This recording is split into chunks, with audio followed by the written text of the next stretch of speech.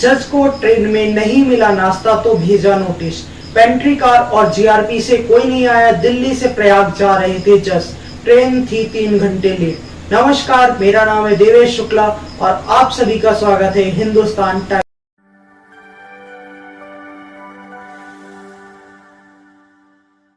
Allahabad high court के जज पुरुषोत्तम express train में असुविधा होने पर रेलवे के अफसरों पर नाराजगी जताई है। उन्होंने उत्तर मध्य रेलवे के महाप्रबंधक को पत्र भेजकर पूरी घटना के बारे में बताया है। साथ ही दोषी अफसरों से स्पष्टीकरण मांगने का आदेश दिया है। दरअसल इलाहाबाद हाई कोर्ट के जज जस्टिस गौतम चौधरी अपनी पत्नी के साथ पुरुषोत्तम एक्सप्रेस से दिल्ली से प्रयागराज की यात्रा कर रहे थे। ट्रेन 3 घंटे लेट थी। ऐसे में जज और उनकी पत्नी को नाश्ता नहीं मिला। जज ने पेंट्री कार मैनेजर को फोन किया लेकिन कॉल रिसीव नहीं हुआ। जज के संदेश भेजने के बाद भी पेंट्री कार से कोई कर्मचारी नहीं आया, ना ही जीआरपी का कोई जवान दिखा। इसके बाद उत्तर मध्य रेलवे के जनरल मैनेजर को आदेश दिया है कि वो संबंधित अधिकारियों से स्पष्टीकरण मांगे और रिपोर्ट दें। मामला 8 जुलाई 2023 का है। इलाहाबाद हाई कोर्ट के जस्टिस गौतम चौधरी अपनी पत्नी के साथ पुरुषोत्तम एक्सप्रेस से एसी प्रथम श्रेणी में नई दिल्ली से प्रयागराज के लिए निकले थे। ट्रेन 3 घंटे लेट थी। ट्रेन के लेट होने के कारण जज और उनकी पत्नी को नाश्ता भी नहीं मिला था। जज ने pantry car manager Rajeev Tripathi को फोन किया था। जज ने कई बार टीटीई से कहा कि किसी जीआरपी के सिपाही को भेज दो। उसके बाद भी जीआरपी का कोई भी जवान वहां नहीं गया। जनरल मैनेजर इसको लेकर इलाहाबाद हाई कोर्ट के रजिस्ट्रार प्रोटोकॉल आशीष कुमार श्रीवास्तव ने उत्तर मध्य रेलवे के जनरल मैनेजर को लेटर भेजा है। इसमें आदेश दिया कि वो रेलवे के जिम्मेदार अधिकारियों, जीआरपी के अधिकारियों और पेंट्री कार संचालक से स्पष्टीकरण मांगे। साथ ही ये बताएं कि मामले में अब तक क्या कार्रवाई हुई। आईआरसीटीसी की कैटरिंग पॉलिसी का नियम है कि अगर ट्रेन 2 या उससे ज्यादा घंटे लेट होगी तो यात्रियों को नाश्ता और हल्का भोजन मुफ्त में दिया जाएगा। आपकी स्क्रीन में जो पत्र दिखाई दे रहा है, ये पत्र इलाहाबाद हाई कोर्ट के रजिस्ट्रार प्रोटोकॉल ने रेलवे प्रबंधक को भेजा था। चलिए जानते हैं कौन है जस्टिस गौतम चौधरी। जस्टिस गौतम चौधरी ने इलाहाबाद विश्वविद्यालय से बीए एलएलबी किया है। Bar council of Uttar Pradesh में एक वकील के रूप में 1993 में नामांकित हुए।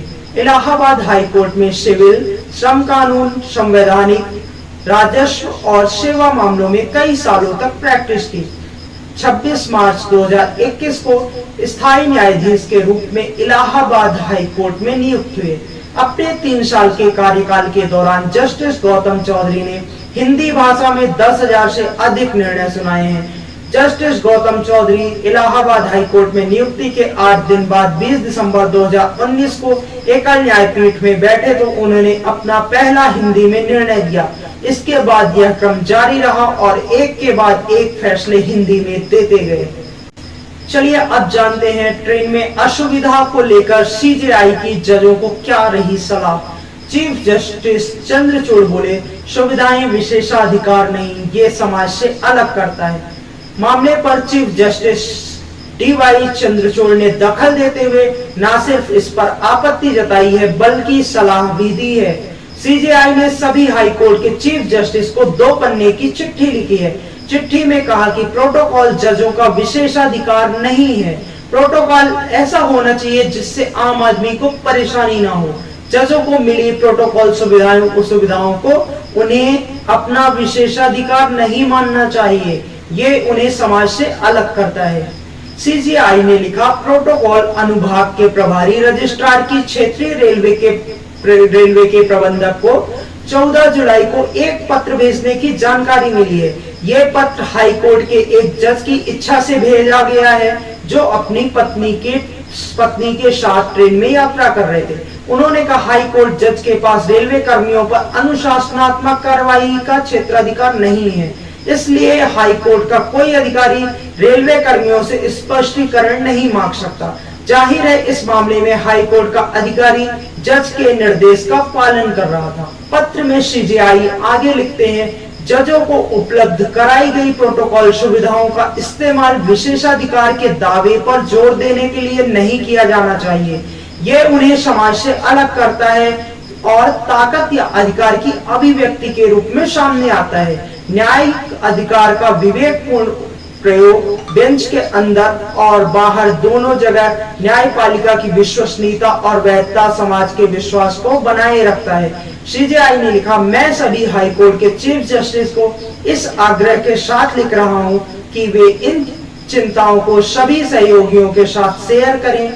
न्यायपालिका के भीतर आत्मचिंतन और परामर्श जरूरी है। जजों को उपलब्ध कराई जाने वाली प्रोटोकॉल सुविधा का उपयोग इस तरह से नहीं किया जाना चाहिए जिससे दूसरों की असुविधा हो या न्यायपालिका की सार्वजनिक आलोचना हो। और भी ऐसे वीडियोस देखने के लिए हमारे चैनल हिंदुस्तान टाइडिंग्स को सब्सक्राइब करें।